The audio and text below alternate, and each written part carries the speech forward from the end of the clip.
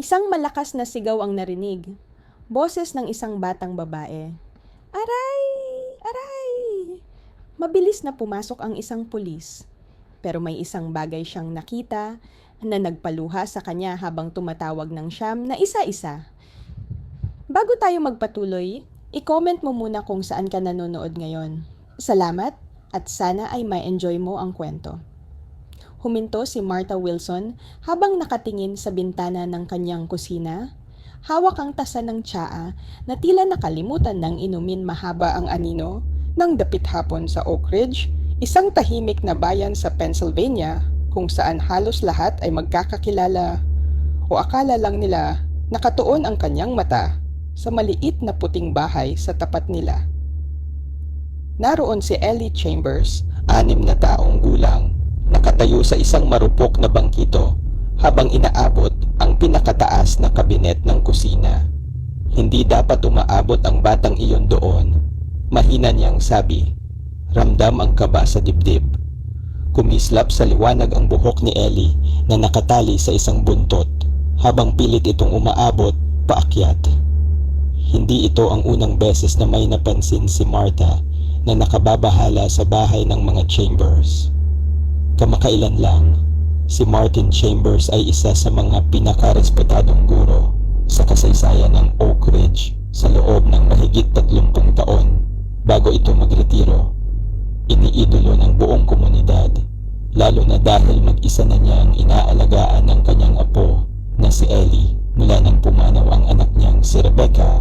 7 na buwan na ang nakalipas. Noong unay nagtulungan ng mga kapitbahay, may nagdala ng pagkain, tumulong sa gawaing bahay. Pero habang tumatagal, unti-unting nawala ang atensyon ng mga tao. Patuloy ang pagmamasid ni Martha. Nakita niyang sa wakas ay may nakuha si Ellie, isang bote ng gamot. Ngunit biglang umalog ang bangkito. Napaigtad si Martha nang mawala ang balanse ng bata at bumagsak ito sa sahig. Aray! Aray! Malinaw na umalingaw-ngaw ang boses ng bata mula sa nakabukas na bintana. Hindi na nagatubili si Martha. Dinampot niya ang cellphone at tumawag sa siyam na isa-isa, si 911. Ano po ang emergency? Ito po si Martha Wilson sa 427 Maple Lane, Oak Ridge. Pakicheck po ang bahay sa tapat ko. Numero 430. May batang nahulog habang may inaabot. Nag-aalala po ako. Si Officer James Collins ay kasalukuyang umiinom ng kape sa tanging diner sa bayan nang matanggap ang tawag. Sanay siya na bihira ang emergency sa lugar na may halos 2,000. 500 lang ang populasyon. Kilala niya ang pamilya Chambers. Papunta na ako, sagot niya sa dispatch. Pagdating niya, nadatnan niyang nasa bangketa si Martha. Kinakabahan at naglalaro ang mga daliri sa laylayan ng kanyang apron. Salamat at dumating kayo agad, officer. Ilang linggo na akong nag-aalala. Parang iba na si Martin. At ang bata, kawawa. Ako nang bahala. Mahinahong tugon ng pulis. Bagamat siya man ay may kaba si Ginoong Martin Chambers, ang nagturo sa kanya noon.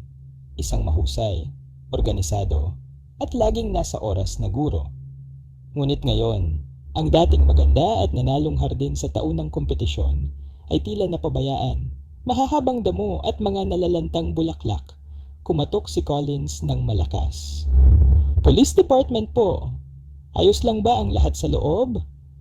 Narinig niya ang marahang paglakad sa loob. Pagbukas ng pinto, bumungad si Martin. Gulo ang buhok at mali ang pagkakaboton ng cardigan. Saglit na naguluhan ang mga mata bago siya nakangiting bahagya. Officer James, anong may paglilingkod ko sa'yo? Bago nakasagot ang pulis, may narinig siyang impit na pag-iyak. Sumilip siya at nakita si Ellie, nakaupo sa sahig at hawak ang siko, umiiyak. Nakatanggap kami ng tawag tungkol sa pagkahulog ni Ellie. Pwede po ba akong pumasok para masigurong maayos siya? Tumango si Martin, bagamat parang naguguluhan. Oo, pasensya na. Sinusubukan lang niyang, ano na nga ba yon? Pagpasok ni Collins, may isang bagay siyang napansin sa dingding. Isang maliit na dilaw na sticky note. Sulat kamay ng bata. Napabigat ang kanyang pakiramdam habang binabasa ito. Huwag kalimutan, almusal muna. Kain po tayo, Grandpa. Lumuhod si Collins sa tabi ng bata. Kamusta, Ellie? Ako si Officer James. Nag-alala ang kapitbahay niyong si Mrs. Wilson dahil nadulas ka. Masakit ba? Naluha pa rin si Ellie pero tumango. Kinuha ko po yung gamot ni Grandpa. Nakalimutan niya uminom kaninang umaga. Napatingin ang pulis kay Martin na tila pilit nag-iisip. Gamot? Ulit ni Martin. Oo, siguro, dapat nga. Sinabi ng doktor na araw-araw kailangan mong uminom nun, Grandpa. Paliwanag ni Ellie. Nilagay ko po sa tabi ng orange juice mo, pero nakalimutan mo rin po yung juice. Mula sa likod nila, pumasok si Martha. May dalang kahon ng cookies. Nakita niya ang kinakalat na pinggan, mga hindi nabasang sulat, at natapong seryal sa mesa sinuri ni Collins ang siko ni Ellie. May pasa na, pero ayos pa. Sanay na po ako mahulog, pahina ng boses ng bata. Sabi ni Grandpa, clumsy daw ako, kagaya ni Mommy noon. Napatingin si Martin at bigla itong nangumiti. Uuwi na si Rebecca. Sigurado ako, late lang siya sa trabaho. Tutulong siya sa hapunan. Natahimik ang lahat. Alam ng bayan, pumanaw si Rebecca Sham na buwan na ang nakalipas. Mr. Chambers, maingat na sabi ng pulis, pwede po ba tayong maupo sandali? Habang naglalakad papuntang sala, napansin ni Collins na halos lahat ng gamit sa bahay may nakadikit na sticky note. Patayin ang TV pag wala nang nanonood. Balita sa 6:00 ng gabi. Sumunod si Ellie. Medyo paika-ika. Hindi inaalis ang tingin sa lolo. Gusto mo po ng tubig? Dapat may tubig ka pag iniinom mo ang gamot, sabi nito. Salamat, Rebecca, sagot ni Martin, saka napahinto. Ellie, pasensya ka na anak. Pagod lang si Grandpa. Habang naroroon, bumulong si Martha sa pulis. Lumalala siya kahapon, nakita ko siyang nasa mailbox na nakapajama. At si Ellie, minsan siya ang nagluluto. Bata pa siya. Tumango si Collins, seryosong nakatingin kay Martin na ngayon ay tila nawala sa sariling iniisip habang nakatitig sa bintana. Mr. Chambers, sino po ang doktor ninyo? Kailangan ko siyang makausap. Sumagot si Martin, bahagyang naguluhan. Si Dr. Peterson.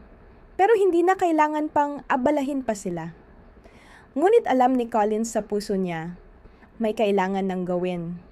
Hindi na ito simpleng pagkalimot. At ang mga sulat kamay na sticky notes sa buong bahay, lalo lang pinagtibay ang pangamba niya. Medyo makakalimutin lang ako nitong mga araw na to wala naman sigurong dapat ipag-alala. Bumalik si Ellie mula sa kusina. May dala siyang basong tubig at maingat itong ibinigay sa kanyang lolo. Ito po, Grandpa. Yung mga gamot na yun ngayon, yung kulay asul. Nasa chart po. Nilingon ni Collins ang tinutukoy ng bata at nakita niya ang isang hand-drawn na kalendaryo na nakadikit sa refrigerator, kita mula sa sala. Iba't ibang kulay ang nakabilog sa bawat araw. Isang schedule ng gamot na halatang ginawa ng isang batang nagsisikap gumawa ng paraan. Para bang may kumurot sa puso ng opisyal. Masyado nang mabigat ang pasan ni Ellie para sa edad niyang 6 na taon. Kailangan niyang tulungan sila at agad. Ginoong Chambers, sabi niya ng mahinahon. Sa tingin ko, kailangan nating masiguro na nakakakuha kayo ng sapat na suporta. Payag po ba kayong tumawag ako sa ilang tao para makatulong?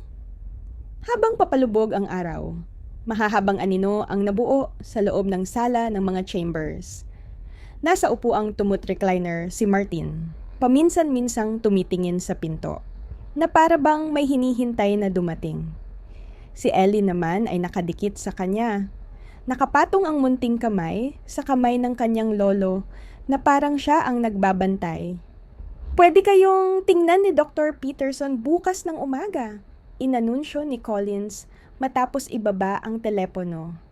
Nagpa-schedule na rin ako para sa home health assessment. Tutulungan nila kayong malaman kung anong dagdag na suporta ang kailangan nayo. Napakabuti mo, hiho. Tugon ni Martin. Pinipilit manatiling kagalang-galang ang tono. Pero kayang-kaya naman namin. Hinaplos niya ang kamay ni Ellie. Saka nagtanong bigla, halatang naguguluhan. Hindi ba may homework ka pa, iha? Vacation po, Grandpa? Malumanay na paalala ni Ellie. Wala pong pasok hanggang Setyembre. Naalala niyo po, gumawa tayo ng paper chain para bilangin ang araw. Nasa kwarto niyo po. Oo, tugon ni Martin. Ngunit may halong pagkalito sa kanyang mga mata. Hinanap niya ang kanyang salamin, hindi napapansing nasa ibabaw lang pala ng ulo niya. Habang nasa kusina si Martha kasama si Ellie, sumisinghot ang amoy ng mga groceries na ayos nilang inaayos. Sinamantala ni Officer Collins ang pagkakataong makausap si Martin ng mas pribado. Ginoong Chambers. Maingat niyang tanong, gaano na po katagal kayong hirap sa pag-alala? Bahagyang tumuwid ang postura ni Martin. Tila muling nagbabalik ang dating pagiging guro, marangal at puno ng pagdamdam. Pagod lang ako, officer. Hindi madaling mag-alaga ng bata sa edad ko. Saglit na lumabo ang kanyang paningin, saka dahan-dahang naglitawan ang lungkot. Mula nang si Rebecca, hindi niya natapos ang salita. Minsan nakakalimot ako. Maliit na bagay lang naman. At yung mga sticky note? Banayad na tanong ni Collins, itinuro ang napakaraming dilaw na papel na may mga paalala, ideya ni Ellie.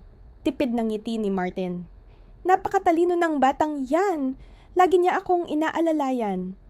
Pagkatapos, halos pabulong niyang sinabi, ayokong malaman ng iba. Kapag nalaman nilang hirap na ako, baka kunin nila si Ellie. Parang may tumama sa dibdib ng pulis. Mula sa kusina, narinig nila ang boses ni Ellie, mas insinang nag-i-instruct. Dito po ilalagay ang mga plato, Mrs. Wilson. Yung puting plato iba ang lagayan. Nalilito si Grandpa pag halo-halo. Tumayo si Collins at lumapit sa hallway. Mas malinaw na niya ngayong nakikita ang sistemang binuo ng bata. Bawat drawer may label, medyas, t-shirt, sweaters ni Grandpa. Sa banyo may chart na guhit bata. Araw at gabi, may araw at buwan na drawing. Sa kusina naman, may meal plan na nakasulat sa Crayola. Sandwiches, cereal, soup, mga pagkain kaya ni Ellie ihanda ng mag-isa. Si Ellie ang nag-aalaga sa kanya? Mahina, pero tagos na sabi ni Martha, sumulpot sa hallway. Akala natin si Martin ang nakakapag-manage. Pero ang totoo, isang batang 6 na taong gulang ang nagpapatakbo ng bahay.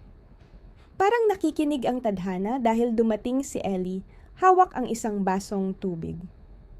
Time na po para sa gamot. Seryoso niyang sabi, parang isang trained na nurse. Tinitigan niyang mabuti ang pag-inom ni Martin. Very good, Grandpa. Salamat, teacher. Tugon ni Martin sabay kindat na parang siya ulit ang dating guro. Pero nalito ulit agad. Hindi ba dapat dumating na si Rebecca? Nagtinginan si Collins at Martha. Parehong masakit ang tingin habang marahan namang sumagot si Ellie. Nasa malayong lugar si Mommy. Matagal pa siyang uuwi. Tayo lang po muna ni Grandpa kakayanin natin. Habang lumalakad palayo si Ellie, napansin ni Collins ang hindi niya napansin kanina. May maliit na step stool sa tabi ng kalan, isa pa sa harap ng ref, at isa malapit sa lababo. Dumikit sa dibdib niya ang bigat ng katotohanan. Iniangkop ng batang ito ang buong bahay para sa kaligtasan ng kanyang lolo, habang nagluluksa sa pagkawala ng kanyang ina. At ang sticky note na unang nakatawag ng atensyon sa pulis, ngayon ay lalo lamang sumakit sa damdamin. Kapag nakalimutan ni Grandpa kung sino ako, pakita ang picture ko. Ako si Ellie. Mahal kita, Grandpa. Alam ni Collins na kailangan niyang umaksyon. Pero dahan-dahan, may pag-iingat. Ang pagmamahala ng maglolo ay hindi dapat basta sirain, si Martha Wilson ay palaging tagamasid. Bilang dating school librarian, sanay siyang nakikita kung aling bata ang nahihirapan, may tinatagong problema sa bahay, o nangangailangan ng konting tulong. Ang bintana ng kanyang bahay ay tila naging bagong silid-aralan. Minamasdan ng maglolo araw-araw. Mula nang magretiro siya 3 taon na ang nakalipas. Sana mas maaga ko itong napansin. Mahina niyang sabi kay Officer Collins habang nakaupo sila sa porch ng gabing iyon. Inarrange na ng social services ang isang night nurse para manatili kina Martin at Ellie pansamantala. Nandyan na lahat ng senyales.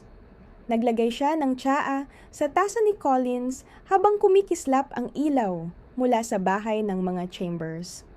Kailan niyo unang napansin? Tanong ni Collins. Hawak ang maliit niyang notebook. Sa mga maliliit na bagay, sagot ni Martha. Madalas niyang tinitingnan ng mailbox. Parang hindi niya alam kung bakit siya naroon. Dinidiligan niya ang parehong halaman hanggang halos malunod. Pero iniisip ko noon, marahil dala lang ng lungkot. Tinuro niya ang likuran ng bahay ni na Chambers. Noon, laging panalo ang garden nila sa town fair. Pero mula nang mawala si Rebecca, puro damo na lang. Maliban saan? Tanong ng pulis. Sa maliit na bahagi ng sunflower patch sa may kusina, lagi iyong maayos. Nakikita kong dinidiligan ni Ellie. Dala-dala ang balde na halos mas malaki pa sa kanya. Napabuntong hininga si Martha. 3 linggo na ang nakalipas. Malakas ang ulan. Nakita kong pinapasok ni Ellie ang mga garbage bin. Sobra ang bigat nun para sa kanya si Martin. Nasa porch lang. Parang hindi alam kung ano ang nangyayari. Kinabukasan, nagdala siya ng casserole. Pagbukas ng pinto, si Martin, naka-bathrobe, 3:00 ng hapon, at ipinakilala si Ellie bilang ang kanyang anak, Rebecca. At tuluyan nang nabasag ang tinig ni Martha habang pinipigilan ang pagluha.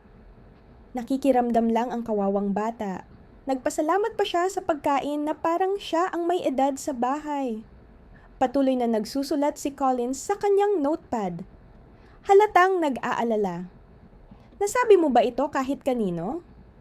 Sinubukan kong tawagan ang family doctor nila, pero hindi nila ako nakausap dahil sa privacy rules. Kinausap ko rin si Pastor Mike sa simbahan. Pero tumigil na ring dumalo si Martin ilang buwan na ang nakalilipas. Bumagsak ang balikat ni Martha. Dapat may nagawa pa ako. Ginawa mo ang kaya mong gawin, mahinahong sagot ni Collins. At tumawag ka sa amin ngayong talagang kinailangan. Bumukas ang front door ng bahay ng mga Chambers at natanaw nilang lumabas si Ellie kasama ang night nurse. Kahit mula sa kabila ng kalsada, kitang-kita nilang tinuturo ni Ellie ang kalangitan. Marahil ang unang mga bituin ngayong gabi. Napakabihirang bata, bulong ni Martha. Matapang, pero may lungkot na hindi dapat pasan ng isang batang ganoon kabata. Kapag ang isang bata ay napipilitang maging masyadong mahusay ng maaga, may nawawala sa kanila. Tumango si Collins. Naalala ang maayos na kusina, mga label sa bawat drawer, at malanars na pagbabantay ni Ellie sa gamot ni Martin. Sa maliit niyang balikat, siya ang bumubuhat sa pamilyang ito. May isang bagay pa, tugon ni Martha, habang maingat niyang ibinaba ang tasa ng tsaa. Noong nakaraang linggo, naggagawa ako sa hardin. At narinig kong may binabasa si Ellie sa likod bahay. Akala ko nagbabasa lang siya para sa sarili. Pero nang sumilip ako, huminto siya saglit. Parang kinagat ang emosyon sa lalamunan niya. Binabasahan niya si Martin, hindi ba? Hula ni Collins. Tumango si Martha. Nakaupo si Martin, umiiyak ng tahimik, walang sinasabi. Pagkatapos basahin ni Ellie ang kwento, tumingin si Martin sa kanya at sinabi, "Napakaganda nun, pero sino ka? Munting babae." Nanginginig ang boses ni Martha habang tinutuloy. Ngumiti lang si Ellie at sinabi, "Ako si Ellie, ang apo mo. At okay lang kung hindi mo ako maalala ngayon.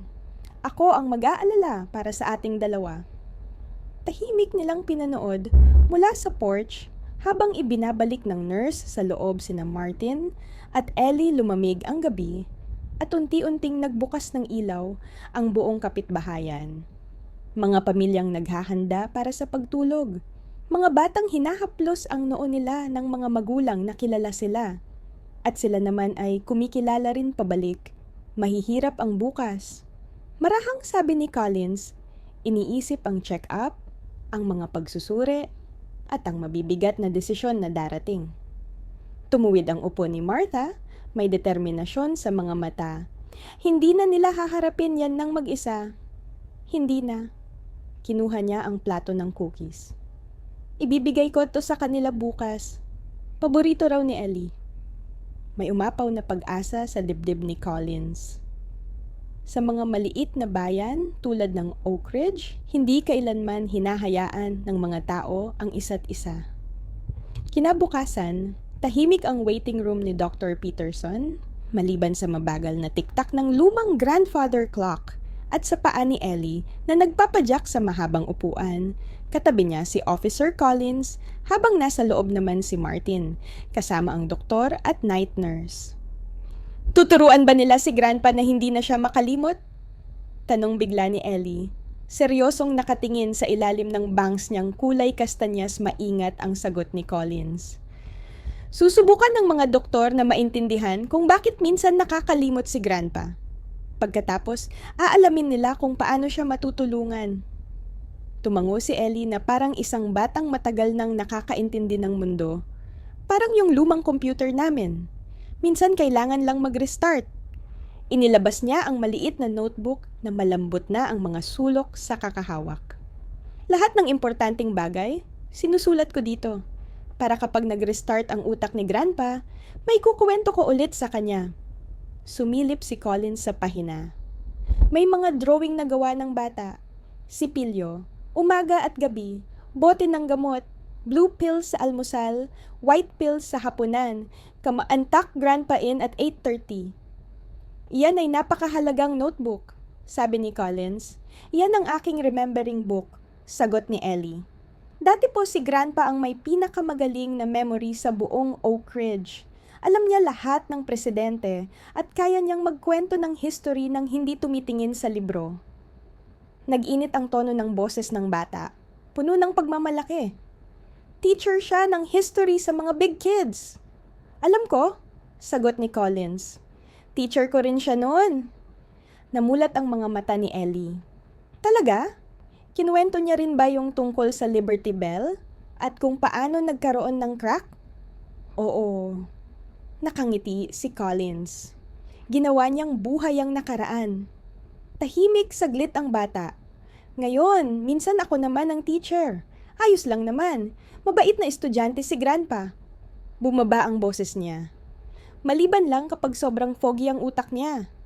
Nangyayari ano pag foggy days? Mahinahong tanong ni Collins. Minsan natatakot siya. Para siyang naliligaw sa bahay namin.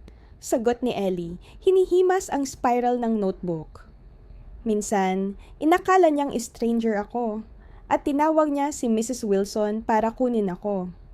Pero ipinakita ko po yung pictures namin at binasa ko sa kanya yung story of us, tapos naalala niya ulit. Binuklat niya ang likod ng notebook. Maingat na nakasulat ng bata ang pamagat, Grandpa and Ellie. My name is Martin Chambers. I live at 430 Maple Lane with my granddaughter Ellie. Her mommy is my daughter Rebecca, who is in heaven now. Ellie has auburn hair like her mommy. We take care of each other. Para bang may humigpit sa lalamunan ni Collins, hindi ito simpleng kwento. Isang gabay ito na binabasa ni Martin kapag hindi niya maalala ang sarili niyang buhay. Napakatapang mo, Ellie, marahan niyang sabi. Pero alam mo, hindi trabaho ng isang bata na gawin lahat ng ito mag-isa. Tumibay ang tingin ng bata. Hindi po ako mag-isa. Team kami ni Grandpa. Pag good days niya, siya ang nag-aalaga sa akin. Pag foggy days, ako naman. Ganun lang po. Bumukas ang pinto. Lumabas si Dr. Peterson kasama si Martin. Pagod pero kalmado. Nasabi mo ba kay doktor yung tungkol sa foggy days, Grandpa? Tanong ni Ellie habang mahigpit na hawak ang kamay niya. Tumitig si Martin sa apo at saglit, isang napakalinaw na sandali. Bumalik ang pagkakakilala sa mga mata niya. Oh, Sunshine! At ikaw naman ang kakausapin niya ngayon.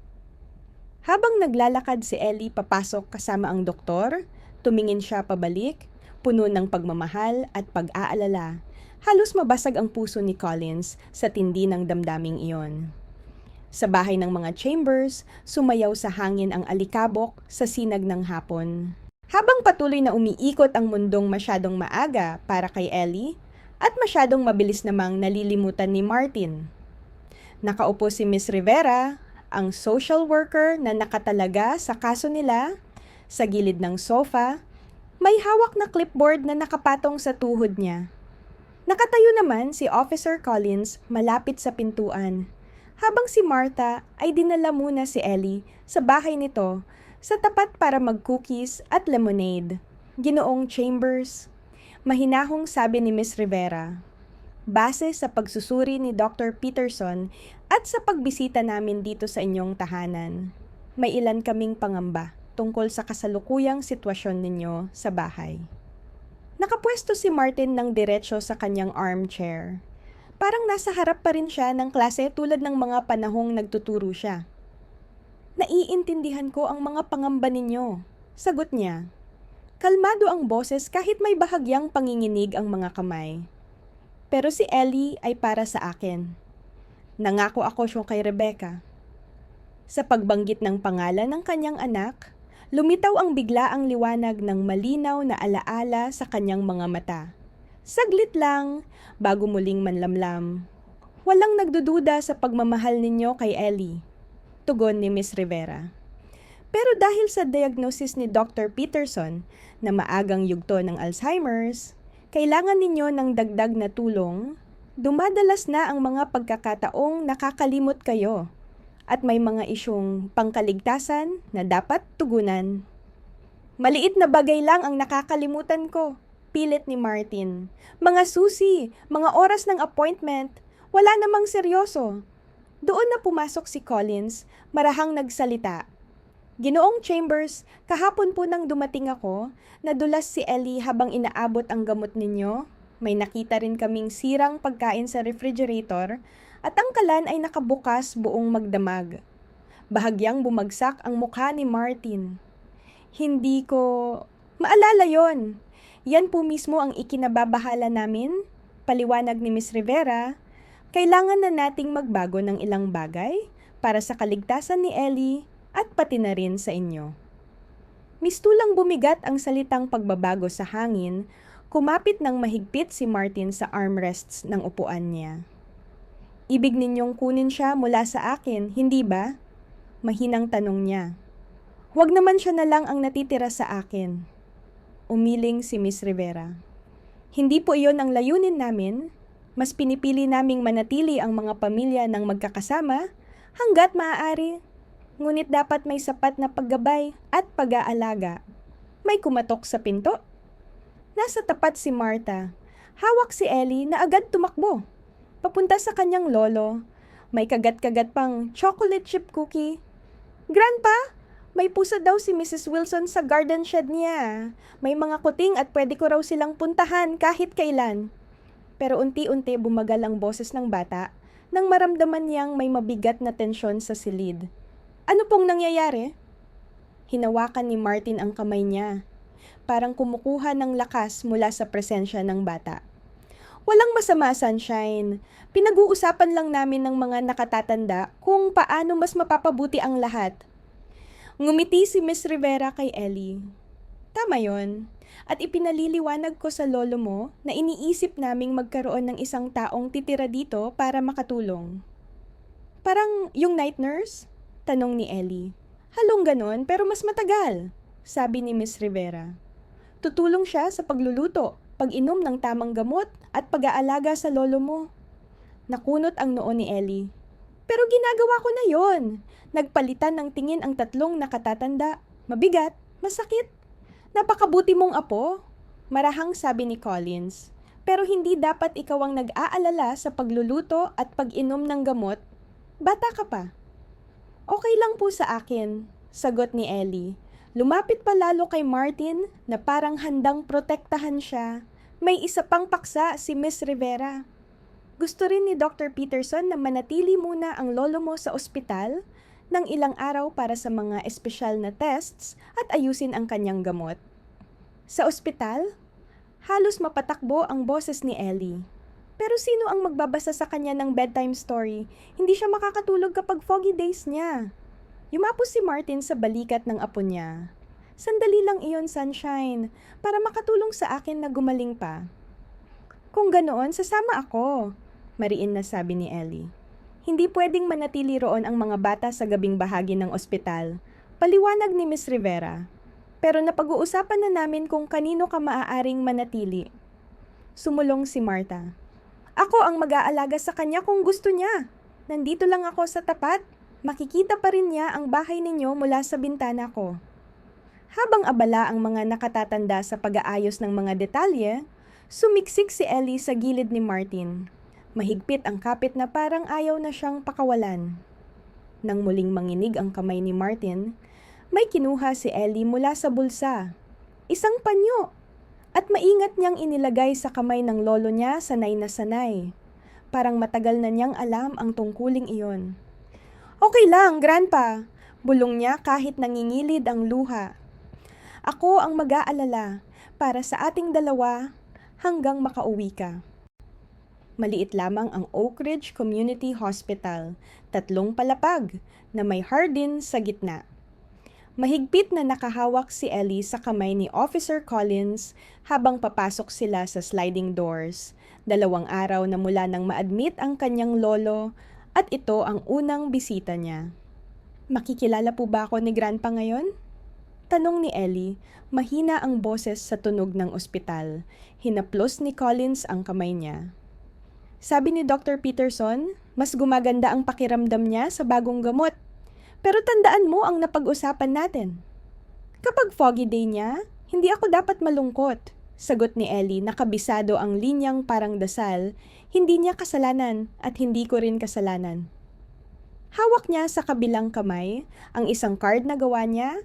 May kinang ng glitters at mga drawing ng Crayola. Naghintay na si Martha Wilson sa elevator. May dala pang florera ng mga sunflower mula sa kanyang hardin. Aba, narito na kayo. Naisip kong baka gusto ninyong dalhin ito sa kwarto niya para mas gumanda ang pakiramdam niya. Naglaki ang mata ni Ellie.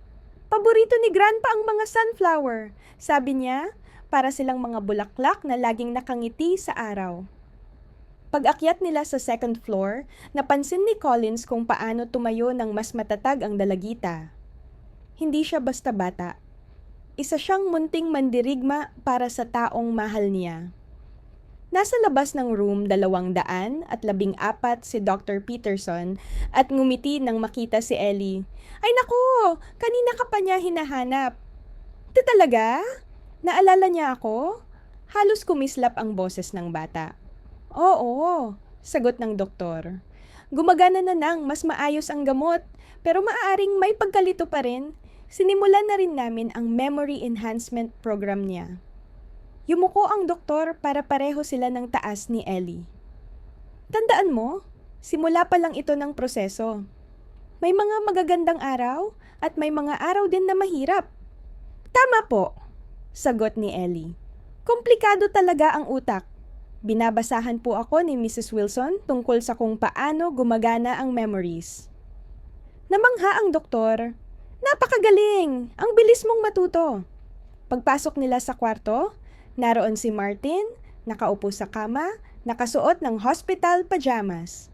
At kahit tila mas payat siya at mas marupok, maliwanag ang kanyang mga mata nang tumuon sa kanya. Ayan ang sunshine ko! Mabilis na kumawala si Ellie mula sa kamay ni Collins at tumakbo sa tabi ng kama. Grandpa, may ginawa po akong card para sa inyo at may sunflower din galing sa hardin. Tunay ang ngiti ni Martin nang tanggapin ang card at bulaklak. Napakaganda! Ikaw mismo ang gumawa nito? May extra glitter po, ay sagot ni Ellie. Taas no. Kapag nalaglag sa sahig, pwede naman po i-vacuum ng mga nurse. Napatawa ang mga nasa silid.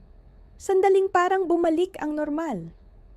Umupo si Ellie sa gilid ng kama at nagsimulang ikwento ang tungkol sa mga kuting sa shed ni Martha at ang mga librong binabasa nila. Nakikinig si Martin. Nagtatanong, nakangiti, parang pinipilit tandaan ang bawat salita. At si Collins, habang pinagmamasdan sila, ay sinapian ng pakiramdam na minsan ang pag-ibig ay nagiging alaala. At ang alaala ay nagiging paraan para manatiling buhay ang pagmamahalan. Habang nagkukwento si Ellie tungkol sa pagpapakain niya sa mga ibon sa hardin ni Martha, biglang kumunot ang noo ni Martin. Mahilig din ba sa mga ibon ng mama mo? Tanong niya saglit na nagdilim ang mukha ni Ellie. Pero mabilis niya itong naitago. Hindi kasama si Ma'am ngayon, Grandpa. Naalala niyo, tayo na lang dalawa ang magkasama sa bahay. Muling lumabo ang tingin ni Martin. Oh, oo nga. Akala ko lang. Sige na, kwento mo ulit tungkol sa mga kuting. Nagkatinginan sina Dr. Peterson at Officer Collins. Tumango ang doktor ng marahan. Isang palatandaang normal ang ganitong pagkalito sa kondisyon ni Martin. Habang tuloy ang masiglang kwento ni Ellie, inayos ni Martha ang mga sunflower sa gilid ng bintana. Para luminaw ang pakiramdam mo rito, sabi niya, at nagdala rin ako ng homemade cookies para sa nurses. Kaunting suhol para siguraduhin nilang mabuti ang pag-aalaga nila sa'yo, Martin. Ngumiti si Martin nang may init sa boses. Lagi kang may malasakit, Martha.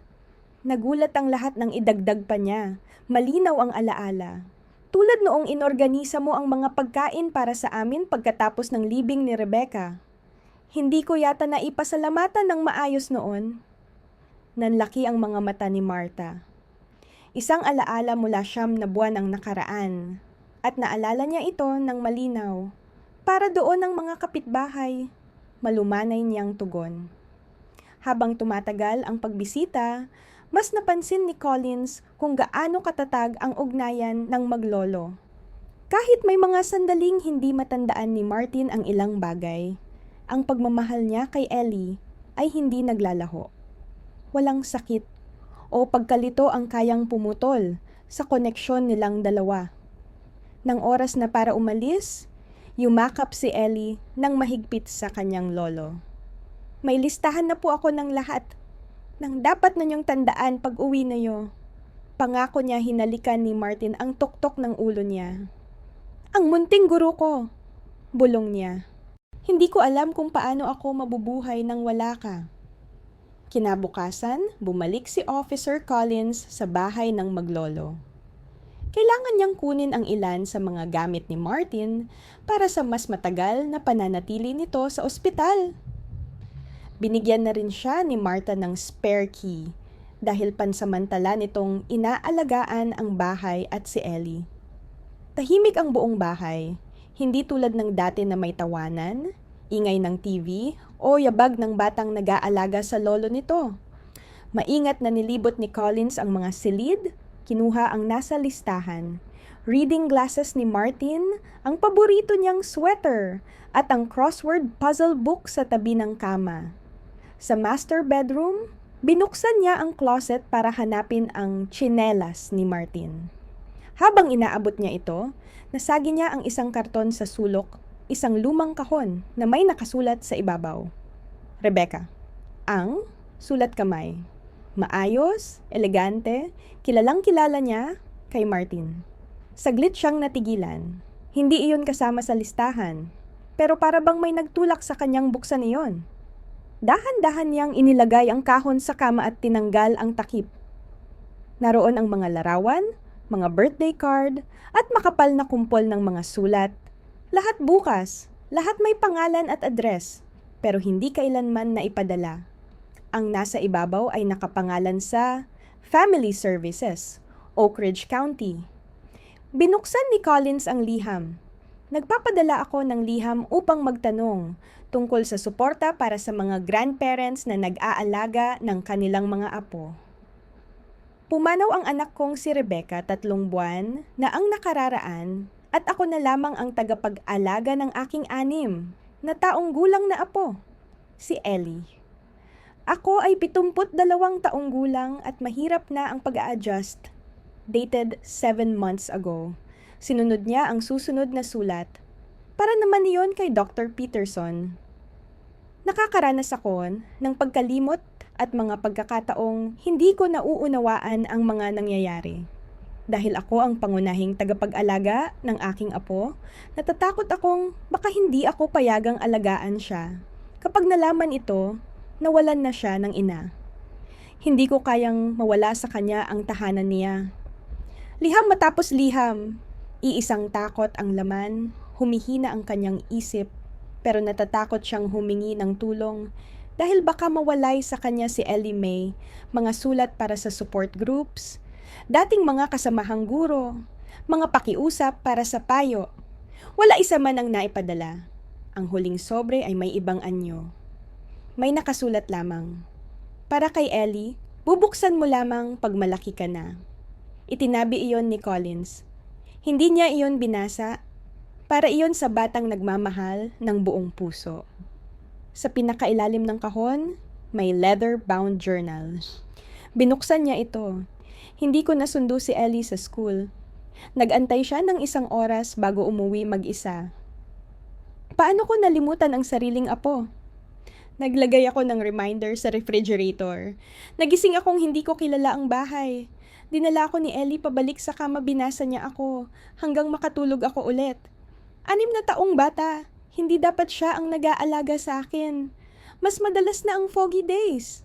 Kahapon nakalimutan kong paandarin ang kalan ipinakita ni Ellie kung aling knob ang iikot.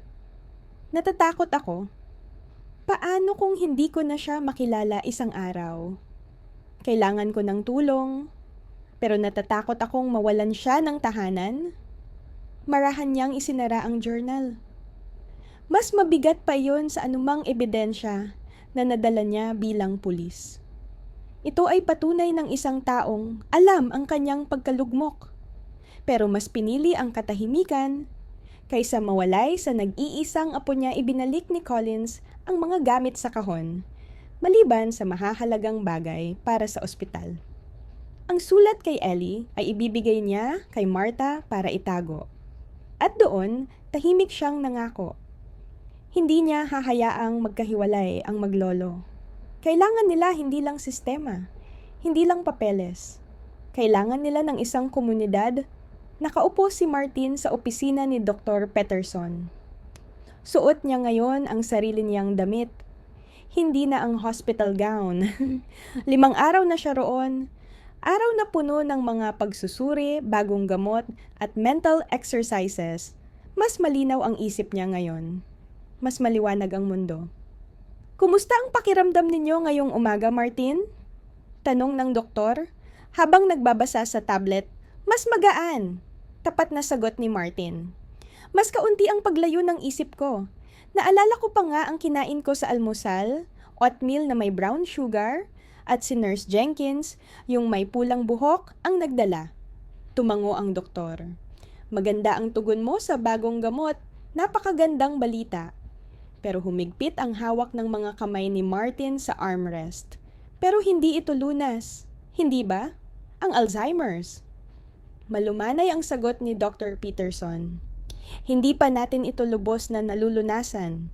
Ngunit sa unang yugto nito, maaaring bumagal ang paglala. May magagawa tayo upang magkaroon ka ng mas mahahabang araw na malinaw. Tahimik na tinanggap ni Martin ang katotohanan. Isang makasaysayang utak, minsang puno ng pangalan, petsa, at kasaysayan. Ngayon ay natututo muling mabuhay sa pagitan ng mga sandaling malinaw at malabo. At ang mga foggy days, tulad ng tawag ni Ellie, dagdag ng doktor, maaring bumalik pa rin. Pero mas kaunti, mas banayad at hindi mo nahaharapin ng mag-isa. Tumingin si Martin sa bintana. Nangangako ba kayong hindi nila kukunin si Ellie sa akin? Ngumiti si Dr. Peterson. Ang hangarin namin ay matulungan kayong manatiling magkasama. May mga taong willing tumulong. Hayaan na yung alagaan ka rin nila. Isang piraso ng takot ang kumalas mula sa dibdib ni Martin. At sa malayo, sa bahay sa Maple Lane, May batang marunong magmahal, nang higit sa alam ng karamihan sa mundo. Hindi mo haharapin ito ng mag-isa. Mag-isa. Ang salitang iyon ang biglang nagpaalala sa kanya. Ang libing ni Rebecca. Ang paghigpit niya sa maliit na kamay ni Ellie. Habang pinapanood nilang ibinababa ang kabaong, ang bigat ng responsibilidad na parang bumagsak sa balikat niya. Matagal na akong mag-isa sa lahat ng ito. Mahina niyang aminado. Alam kong may kakaiba ng nangyayari buwan na ang nakakalipas. Napapansin kong napupunta ako sa isang kwarto, pero wala akong maalala kung bakit ako naroon. May mga gamit akong tinititigan, isang can opener, isang screwdriver. Pero para bang nalilimutan ko saglit kung para saan sila. Tiningnan niya ang kanyang mga kamay. May guhit ng katandaan. May mga batik na tanda ng paglipas ng panahon. Pinakamasakit, Doc, noong nagsimula akong makalimot ng mga salita.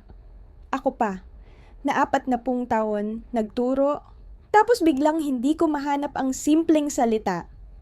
Mahirap yon, sabi ni Dr. Peterson, puno ng pag-unawa.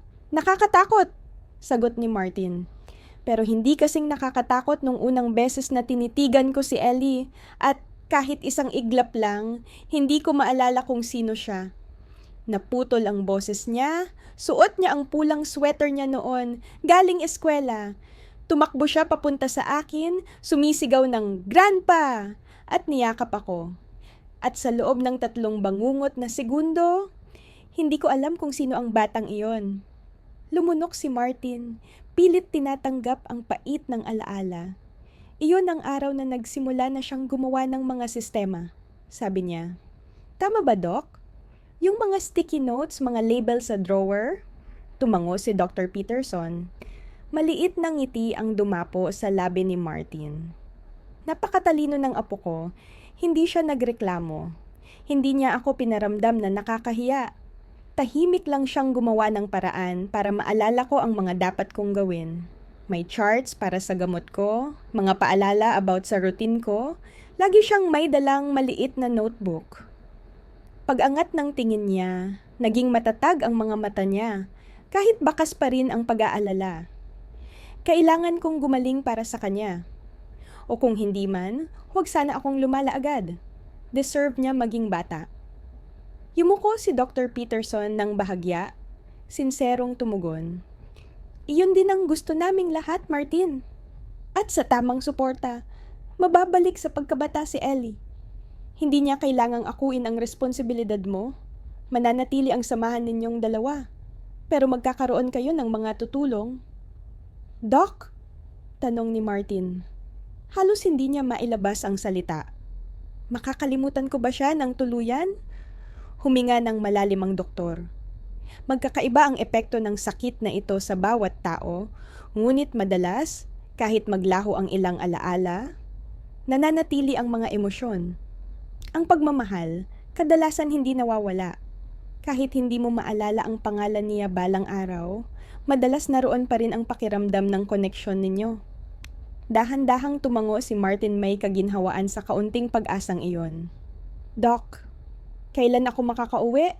Miss ko na ang sunshine ko. Ngumiti ang doktor. Pag-uusapan natin yan ngayon, paparating na ang social worker at si Officer Collins.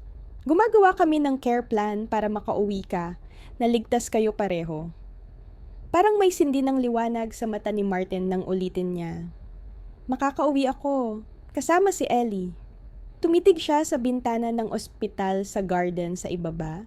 May batang tinuturuan ng nanay nitong kilalanin ang mga bulaklak. Naalala niya si Rebecca. Noong maliit pa, hawak niya ang kamay nito sa backyard. Inuulit ang mga pangalan ng halaman. Ang mga alaalang may halaga, bulong niya. Yun ang kailangan kong ingatang pinakamahaba.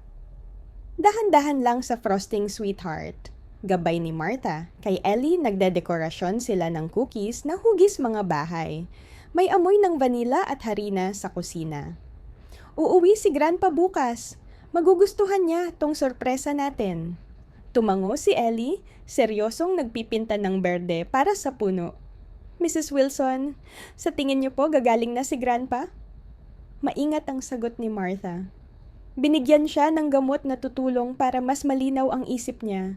Pero sabi ni Dr. Peterson, may foggy days pa rin, sabad ni Ellie. Pero hindi na kasing dami. At may mga tutulong na rin sa atin. 6 na araw na mula nang maospital si Martin. Sa mga gabing iyon, natulog si Ellie sa guest room ni Martha. Nagpakain ng mga kuting sa garden shed at gabi-gabing nagtatanong kung kailan makakauwi si Grandpa sa wakas. Malapit na. Mrs. Wilson! Mahinang tanong ni Ellie. Paano kung hindi gumaling si Grandpa kahit tumanda ako? Ako po ba palagi ang mag-aalaga sa kanya? Hindi agad nakasagot si Martha. Saktong tumunog ang doorbell si Officer Collins ang nasa pinto. May dalang pamilyar na kahon. Good afternoon! Ang bango ng niluluto nyo? Welcome home cookies, sagot ni Ellie. With extra sprinkles. Favorite ni Grandpa. Ngumiti si Collins saka tumingin kay Martha. Pwede ba kitang makausap sandali? Habang tumingin si Ellie sa cookies sa oven window, ipinakita ni Collins ang laman ng kahon, ang mga liham at journal ni Martin. Alam niya, paliwanag nito. Alam niya ang nangyayari sa isip niya. Paulit-ulit siyang sumulat para humingi ng tulong, pero hindi niya kayang ipadala. Napakagatlabi si Martha. Habang binabasa ang isa sa mga sulat, pinoprotektahan niya si Ellie. Kahit siya mismo natatakot na. Inabot ni Collins ang isang nakasarang sobre. Para kay Ellie, sa palagay ko, dapat itago ito hanggang handa na siyang basahin. Kinuha ito ni Martha na parang napakahalaga. Mula sa kusina, sumigaw si Ellie. The cookies are ready! Habang pinalilipat nila ang mga cookies sa cooling rack, napansin ni Collins ang makakapal na papel na may mga drawing. Project mo ba ito, Ellie? Ngumiti ang bata. Nagliwanag ang mga mata. Memory book po, sabi ni Dr. Peterson. Nakakatulong ang pictures. Para kung may makalimutan si Grandpa, ikukuwento ko ulit sa kanya. Ipinakita niya ang mga pahina. Eto bahay namin. Eto si Grandpa nagto-teach history. Eto si Mama nung buhay pa siya. At eto kaming kumakain ng duck sa park. Ang huling drawing ay kakaiba. 2 stick figures magkahawak kamay sa ilalim ng araw. Wala tong caption, sabi ni Ellie. Kasi ito kami, si Grandpa at ako. Kahit may helpers daw, sabi ni Mrs. Wilson, kami pa rin, family pa rin kami. Tumunog ang oven timer. Pagbalik ni Ellie, napansin ni Collins ang maliit na benda sa daliri niya. Nasugatan ka? Opo, pero inayos ko na. Practicing lang po. Para kung kaya kong ayusin ang sarili kong ouchie, baka ma-fix ko rin ang brain ni Grandpa. Hindi nagsalita ang 2 nakatatanda. Walang gustong sumira sa paniniwala niyang puno ng pag-asa. Ellie, sabi ni Collins, nakaluhod para magkasing taas sila. Baka gumagaling na si Grandpa dahil sa pagmamahal mo? Minsan yun ang best medicine. Napaisip ang bata, tapos tumango. Love medicine, isusulat ko yan sa notebook ko. Pagsapit ng araw ng pag-uwi ni Martin, hindi inaasahan ni Officer Collins ang tagpong nadatnan niya puno ang magkabilang gilid ng kalsada. Pastor Mike at mga volunteers nag-aayos ng garden. Si Mr. Reeves at mga estudyante nag-aayos ng porch at nagpipinta ng shutters. Mga kababaihan, may dalang pagkain papasok sa kusina. Parang muling binubuo ang tahanan. Nakita niya si Martha, pagod pero masaya. Minumuni ang pag-ayos ng sala kung saan may nakahandang hospital bed. Anong nangyayari dito? Tanong ni Collins. Mangha. Ngumiti si Martha puno ng pag-asa. Kumalat ang balita. Nabanggit ko lang sa simbahan at nagpasya silang hindi pababayaan sina Martin at Ellie. At sa araw na yon, hindi lang si Martin ang umuwi. Umuwi rin ang isang komunidad na handang mahalin sila pabalik. Hindi kailanman nakalimot ang mga tao sa bayang iyon sa lahat ng kabutihang ginawa ni Martin Chambers para sa kanilang mga anak sa loob ng halos 40 taon niya bilang guro. At ngayon, sila naman ang gumaganti ng kabutihan. Masiglang nagtatakbo si Ellie sa pagitan ng mga taong abala sa pagkilos. Halos kumikinang ang kaniyang mukha sa tuwa. Nakasuot siya ng bagong bestida at may lasong tumutugma sa kaniyang auburn na buhok. Officer Collins, nakita niyo po ba? Sigaw niya habang hinahawakan ang kamay nitong pulis. Inaayos nila ang hardin ni Grandpa at si Mr. Phillips nagdala ng espesyal na upuang kayang tumaas at bumaba para hindi mahirapan si Grandpa tumayo. Tapos tingnan na yo! Hinila niya si Collins papasok ng kusina. Ang refrigerator ay puno ng pagkaing may malinaw na label. Sa dingding, may bagong nakasabit na whiteboard na may mga kulay sa schedule. Si Mrs. Abernathy po mula sa botika ang nag-ayos niyan. Paliwanag ni Ellie na halos mapuno ng pagmamalaki ang tinig. Pula para sa check-up ni Grandpa Azul, para sa oras ng gamot. At berde naman kapag darating ang mga tumutulong. Ako po ang pumili ng mga kulay.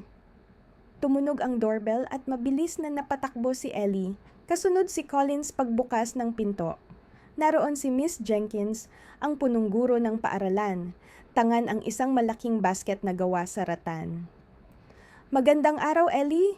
Aniya ng may init sa boses. May dala ako galing sa mga kaklase mo. Dahan-dahang sumilip si Ellie at nakita ang sulat kamay na cards, mga guhit, at maliliit na regalo na nilikha mismo para sa kaniya. Miss na miss ka na nila, dagdag ni Miss Jenkins. At sabik silang makabalik ka kapag handa ka na. Habang nagpapahinga ka rito, nabanggit ni Mrs. Wilson na maaari kang mahirapang humabol sa lessons mo. Mula sa likuran ay lumitaw si Miss Patel, guro ni Ellie, sa unang baitang. Naisip ko, wika nito, baka maaari akong pumunta dito 3 hapon bawat linggo para turuan ka sa bahay. Payag ka ba, Ellie? Agad tumango ang bata, puno ng interes. Pwede po ba tayong gumawa ulit ng science experiments? Sabi ni Bobby, nagpagawa kayo ng kumukulong bulkan sa klase. Napangiti si Miss Patel. Oo naman, sisiguraduhin nating hindi ka mapag-iiwanan. Habang patuloy ang umaga, dumarating pa ang mga kapitbahay. Tahimik na napanood ni Collins ang nakakabilib na pagtutulungan ng buong komunidad para sa isang pamilyang dumaraan sa pagsubok si Ginoong Gonzales. May-ari ng hardware store, ay nagkabit ng mga handrails sa banyo. Ang nurse mula sa high school ay voluntaryong bibisita 2 beses linggo-linggo para bantayan ang kalusugan ni Martin Maging si Ginoong Peterson, dating kartero na kilala sa pagiging tahimik at malayo sa tao. Dumating din dala-dala ang isang kahong inukit niya mismo. Nakasulat, Memory Keepers. Para sa mga notes at drawings ni Ellie pagsapit ng 11:00, may narinig na pag-ingay sa kalsada. Dumating na ang hospital van. Agad tumakbo si Ellie palabas. Bit-bit pa ang plato ng cookies na hindi niya natapos ayusin. Si Grandpa! Nandito na si Grandpa! Nagbuo ng tila munting parada ang mga tao habang itinataas si Martin sa bagong ayos na ramp papunta sa porch. Mas payat siya, ngunit mas malinaw ang kanyang mga mata at puno ng emosyon habang tinitingnan ang lahat ng nagbago sa kanyang tahanan. Ano lahat ito? Bulong niya, halos mangilid ang luha, habang maingat na umupo si Ellie sa kanyang kandungan. Welcome home party niyo po, Grandpa! Sigaw ni Ellie. Lahat sila pumunta para tulungan tayo. Lingon si Martin sa paligid, pamilyar na mga mukha, dating estudyante, kapitbahay, mga dating katrabaho. Nabitawan niya ang buntong hiningang parang may bigat na gumaan sa dibdib. Hindi ko alam kung ano ang sasabihin ko, halos paos niyang nasambit lumapit si Pastor Mike. Hindi mo kailangang magsalita, Martin. 40 taon mong minahal at inalagaan ang mga bata sa bayang ito. Panahon na para alagaan ka rin namin. Ikaw at si Ellie. Habang ipinapasok si Martin sa bahay, nakita ni Collins si Martha na palihim na nagpupunas ng luha. Sa tagal ko rito, mahinang sabi ni Martha, hindi pa ako nakakita ng ganito. Tumango si Collins habang pinagmamasdan si Ellie na ipinapakita ang bagong calendar system. Minsan, sabi niya, sa oras ng pagsubok natin naaalala kung ano ang tunay na ibig sabihin ng komunidad. At mahinang tugon ni Martha. At madalas, isang maliit na bata ang nagpapaalala kung paano magmahal ng mas totoo. Hindi kailanman nalimutan ng mga tao sa bayang iyon ang nagawa ni Martin Chambers para sa mga anak nila sa loob ng 40 taon niyang pagtuturo. At ngayon, panahon naman nilang suklian ang kabutihan na ibinahagi niya. Mabilis na tumatakbo si Ellie sa pagitan ng mga nakatatanda. Nangingintab ang mga mata sa tuwa. Nakasusuot siya ng bagong bestida na may kaparehong laso sa kanyang buhok na kulay abo ang pula. Officer Collins, nakita mo ba? Masiglang tanong ni Ellie. Inaayos nila ang garden ni Grandpa at si Mr. Phillips may dinalang espesyal na upuan na umaangat para makatulong kay Grandpa tumayo. Tapos tingnan mo. Hinila niya ang kamay ni Collins papasok sa kusina, kung saan binuksan niya ang refrigerator na puno ng mga pagkaing may malinaw na label. Sa dingding ay may bagong whiteboard na may kulay-kulayang schedule. Si Mrs. Abernathy mula sa botika ang nag-ayos niyan. Paliwanag ni Ellie na may pagmamalaki. Pula para sa schedule ng doktor ni Grandpa, asul para sa oras ng gamot niya, at berde para sa pagdating ng mga tagatulong. Ako ang pumili ng mga kulay. Biglang tumunog ang doorbell at dali-daling tumakbo si Ellie para buksan yon habang sinusundan siya ni Collins. Sa may pintuan, naroon si Miss Jenkins, ang punong guro, may hawak na malaking basket na yari sa yantok. Kamusta, Ellie? Wika nito ng may init sa boses. May mga dala ako galing sa mga kaklase mo. Ibinigay niya ang basket kay Ellie at nang sumilip ang bata, nakita niya roon ang mga card, guhit at maliliit na regalong gawa ng mga kamay ng mga bata. Namimiss ka nila. Patuloy ni Miss Jenkins at sabik silang bumalik ka kapag handa ka na. Pero sa ngayon, sinabi ni Mrs. Wilson na baka kailangan mo ng tulong sa lessons mo. Mula sa likod niya, lumabas si Miss Patel, ang guro ni Ellie sa unang baitang. Naisip ko, sabi nito, pwede siguro akong bumisita 3 hapon sa isang linggo para turuan ka rito sa bahay. Gusto mo ba yon, Ellie? Tumango si Ellie, nagniningning ang mga mata. Pwede ba tayo gumawa ng science experiments? Sabi ni Bobby gumawa daw kayo ng volcano sa classroom. Oo naman, natatawang sagot ni Miss Patel. Sisiguraduhin naming hindi ka mahuhuli sa lessons. Habang lumilipas ang umaga, patuloy na dumarating ang iba't ibang kapitbahay. Namangha si Collins sa pagkakiso